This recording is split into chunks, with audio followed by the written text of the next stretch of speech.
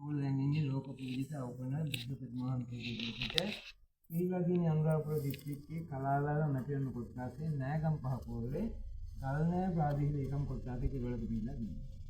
නිර්මාණයේ කිස්තු වර්ෂ 5 වෙනි සතවර්ෂයේ මැද භාගයේ කියන්නේ කිස්තු වර්ෂ 459 477 අවුරුදු 18 අනුරාධපුර යුගයේ ලංකා රාජ්‍ය පාලනය කරපු ධාතුසේන රජු කාලම් පිළිමහන්සේ නිර්මාණයනේ. හැබැයි මේ රජුන් රෝමනාලයේ පිළිමහන්සේ නෙවෙයි කලාව ලැබුවා.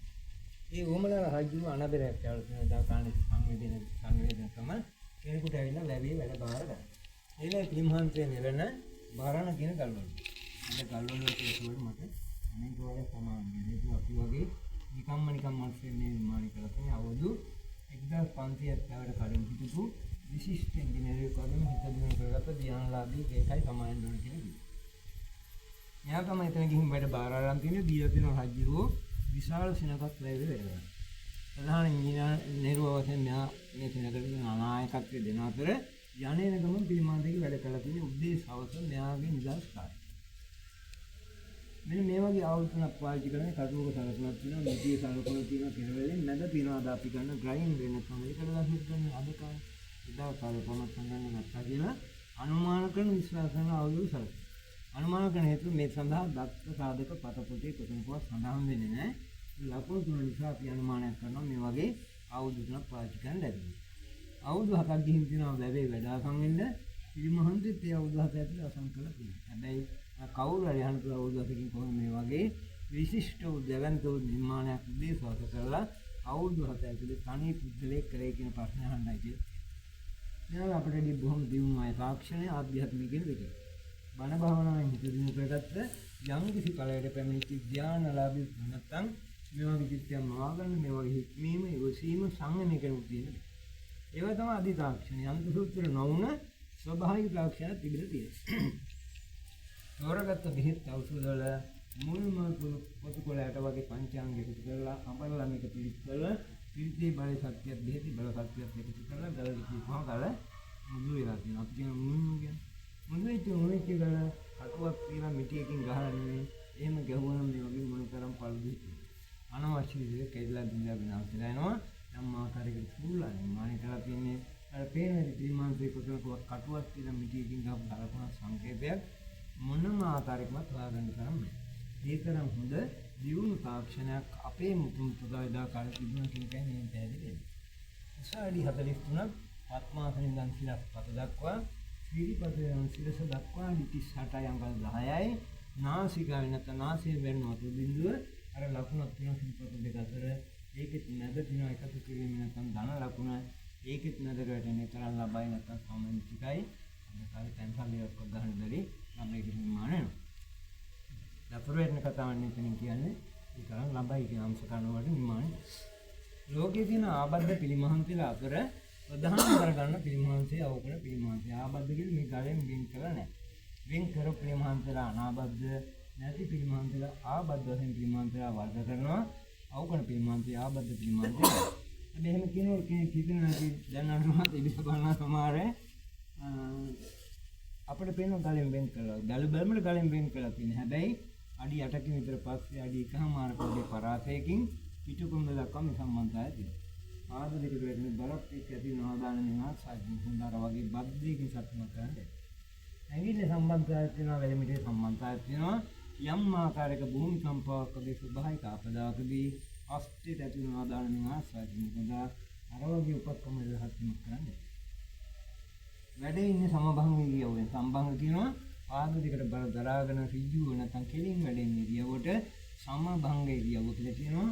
මෙතන අඳනේ තීරුවක් වශයෙන් පෙන්වනවා. අඳනේ විදිහට පෙන්නේ අමරාවති සම්ප්‍රදායයට ඇති පිළිමාන්තිලාට දෙන්නේ කලා ක්‍රමයක්. දකුණු සියහත්යෙන් ආශිර්වාදාත්මක අභිමුද්‍රාව දරාගෙන දැවට විතරක් නෙමෙයි විශ්වයටම ආශිර්වාද කරන වැඩි. ඕනනම් කිලෝමීටර් 1මාරක් වටේ යන කිලෝමීටර් 3මාරක් බැලඳන දැවට ලවත් පිළිමහන්තිත් එකම ශිල්පයන් නිසා මෙයාගේ අරමුණෙන්දී ආශිර්වාද කිරීමේ ගුණය මත කළා එන්නේ. මොකද පිළිමහන්තික වැඩ අවසන් කරනවා ඒ අවුරුද්දක් ඇතුළත. හැබැයි පිළිමහන්තේ වචනව ගලෙන් නේද මල් ලාභයක් ව්‍යාසන් දෙක නැද්ද අවශ්‍ය ආකාරයකට පහනක් විදිහට පාවිච්චි කරන්න පුළුවන්. ඔය දෙක විතරයි බර්ණ කියන ශිල්පියාගේ සිරස ධාතු මුදුන් තියෙන සිරස් පත එකතු වෙන්නේ මහානුභාවයේ දීකට හේතුව අනුරාධපුර යුගයේ වගේ මුල් යුගවලදී පිළිමහන්තලාට සිරස්පතක දෙන්නේ නැහැ. සිරස්පත මුල් වලට එකතු වෙන්නේ පිළිමහන්තලාට මහනුවර යුගයේදී එළ මේ පිළිමහන්තලට සිරස්පතක් එකතු වෙනවා. ඒ තමයි මේ තියෙන නිරුම්මන මේකට කියනවා පద్මාසනය. මේක පාලි භාෂාවෙන් පටිමාගරය අද අපේ භාෂාවෙන් පිළිමය. මේ කොටස් දෙක එකතු වෙන්නේ 8 වෙනි සතවර්ෂයේ පසු කාලීනව මේ බිත්ති වල කණු ලකුණු තියෙනවා බොහෝ විට මෙතන මුඩ දැවෙන් තිබ්බ සහල් වාලයක් එක කාලයක් එක ඉඳපත් වෙනවා. පිළිමගේ මෙතන පිළිමගේ නිර්මාණය නිසා අතේ උෂ්ණත්වය පානතර වගේ උලම් කවුවා කවුද දෙදරක ජනේ දෙයක් වගේ දෙයක් දෙකක් තියෙනවා. එතකොට තියෙන බිත්ති දෙක අතර යම් සීල පරාසයක් තියෙනවා දාස් ප්‍රදේශයේ මේක මෙතෙන් දැන් මේ උලම් කවුලගා පාවුල්ගත් මේ පැත්තෙන් මේ උලම් කවුලගා පාවුල්ගත් වෙනවා මේකට ඉදා කාලෙකේ තියෙනවා පදක්ෂිනා පතේ පාලි භාෂාවෙන් අපේ භාෂාවෙන් මේ තමයි සක්මන් මල් නිසාගේ ආධ්‍යාත්මික දිනු සඳහා නිර්මාණ පිළි වර්තානික විහාරස්ථාන දර්ශනයන්හි සක්මන් භාවනාව සඳහා කාලෙකින් කරගත කොට.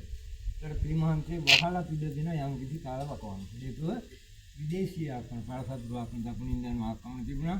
මේෙන් බේරගන්න හිටපු අසල්ලාසියෝ යම් ආකාරයේ පස් පහලක් අස්කොලම් කියලා පිළිමහන්ත සංගවල වනගත කරන්නේ නම් පලාගින් කියනවා ආරක්ෂාව සඳහා.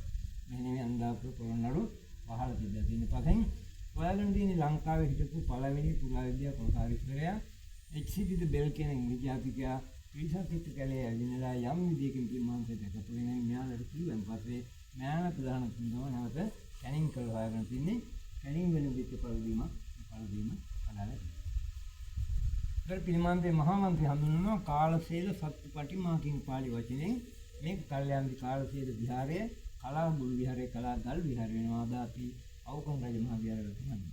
අවුකන් කියන නමට සමහරව අර්ථ දෙනවා අවුව කන හින්දා අවුකන් කියලා. ඒක වැරදි යම් කිසි සාධාරණයකට තියෙනවා. පිළිමගේ කාලෙක දිරාපත් වෙලා තියෙනවා. දිරාපත් වීම පස්සේ තාවකාලිකව නමුත් කුඩේ රම්සීගේ වගේ ආවම කලින් කාලෙදී දැතියි. මෙන්න මේවා gadol ලකුණු තියෙනවා. ලක්ෂ ගණන් gadol වලින් මාත්‍යක් තිබ්බා 1976 ඉඳන් 99 වෙනකම්. මේකේ බදාම අතරින් වතුරෙන් ගත්තා වවුල් පරිවි වගේ සත්තු වහනවා. මේකෙන් ඇති වෙන ආදාන මෙතන 99 මේක වත් කළා 2015 ගම මේ දැන් තියෙනවා වන්නේ. මම අරික සාධාරණ හේතුව අවුරුදු 1600කට ආසන්න ඉතිහාසයක් තියෙන මේ පිළිමහන්තේ පිළිමගේ දිරාපත් වීමස්සේ වැඩි කාලයක් තිබෙන්නේ අවුවට වැසල නිරාවරණය වෙනවා. මේක දැකපු යන්නේ උදවිය පුදුන අවුව කනින්ද අවුකන කියන අර්ථය දෙනවා. නමුත් අවුකන කියන ආරම්භයෙන් මම අර කිව්වා දෙවෙනි සොයාගැනීම පස්සේ මේ තියෙන කිලෝමීටර් එකමාරකට දෙක වෙලි මේ වගේ දිගින් දිගට තියෙන රෑනක් දෙවෙනි සොයාගැනීම කියලා තියෙන පබ්බත කෝණ කියන පාලි වචනේ. මේක කල්යාන්ති පබ්බත කෝණ, පවුරු කෝණ, පවුරු කෝණ, පවු කෝණ තමයි අවකෝණ. පබ්බත කියන්නේ ගල, කෝණ කියන්නේ කුණ ගලේ කෙරවලක පෙන්න ගල් කෝණ තමයි අර විදිහට වෙනස්ලා දිවිලා අඳිනකොට අවකෝණ වශයෙන් ବ୍ୟବහාර කරනවා. ඔයනි කියන්නේ ප්‍රමාණ සම්බන්ධිත කතාව සියලු දෙනා සම්මා සම්පන්නයි. විමානයේ කලාව නිර්මාණය කළ බරුන් මේ දාර්ශනික ප්‍රධාන සිකටියන් දිනාටත් තාණ්‍ය සරණව නාගබයිද දෙවියන් ප්‍රාන්ත දෙවියන්ට මෙතෙක් කල මේ වාසා කරපු රැකපු බලපු සෑම දිනකටත් පින් සිදුවා කියලා